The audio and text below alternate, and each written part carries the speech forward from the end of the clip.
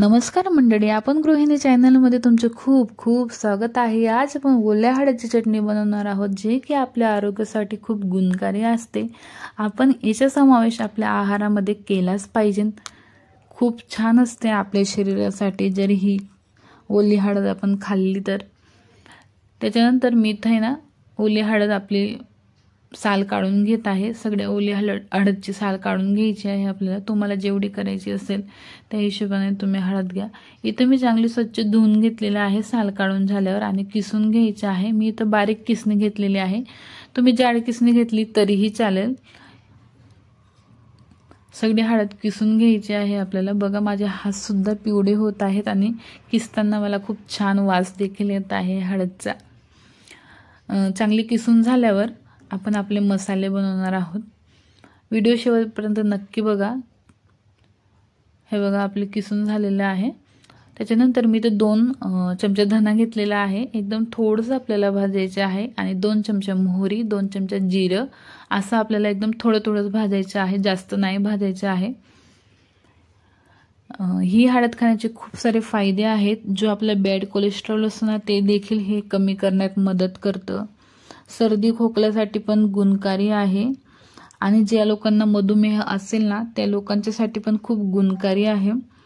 कर्कपेशींना देखील नष्ट करते, म्हणून याचा समावेश आपण केलाच पाहिजे। तुम्ही हळद म्हणा, हळदची चटणी म्हणा, किंवा हळदचे तुम्ही पाणी पिऊ शकता, किंवा हळदची तुम्ही चहा पिऊ शकता, खूप गुणकारी असते। त्याच्यासाठी मी इथे ना मिक्सरच्या जारमधून एकदम असं जाडसर आहे ना मसाला वाटून घेतलेला आहे आपला।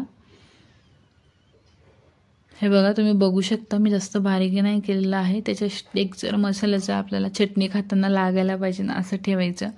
इथं मी तेल टाकून घेतलेलं आहे कढईमध्ये। तुम्ही तुमच्या हिशोबाने जास्त तेल घेऊ शकता, मी इथं कमी घातलेलं आहे कारण मला जास्त तेल नको होतं म्हणून। तुम्ही इथं जास्त तेल घेऊ शकता, चटणी अजून जास्त दिवस छान राहते जर जास्त तेल टाकलेलं असलं तर। इथं मी एकदम थोडा अर्धा चमचा हिंग घातलेले आहे। त्याच्यानंतर जो आपला मसाला वाटलेला आहे ना तो घातलेला आहे, एकदम थोडा आपल्याला परतून घ्यायचा आहे। त्याच्यानंतर चटणी घालायची आहे। तुम्हाला जास्त चटणी आवडत असेल, जास्त तिखट आवडत असेल तर तुम्ही त्याच्यामध्ये थोडं जास्त चटणी टाका। चवीनुसार मीठ घालायचे आहे आपल्याला, आणि हा मसाला आपल्याला थोडा भाजून झाल्यावर लगेच आपलं जे किसलेलं आहे ना हळद त्याच्यामध्ये घालून घ्यायचं आहे। मी जास्त गारी नाही केलेलं आहे, गरमच आहे। त्या स्टेजला मी ह्याच्यामध्ये हे मसाले आपले मिक्स केलेले आहेत, चांगले मिक्स करून घ्यायचे आहे आपल्याला।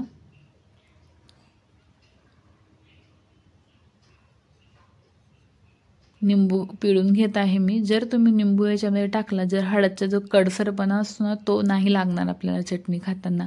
नाही टाकला निंबू तरीही चालतं, आणि टाकलं तर छानच आहे, चटणी अजून छान लागती। तुम्हाला ही रेसिपी कशी वाटली मला कमेंटद्वारे नक्की कळवा। चला तर भेटूयात।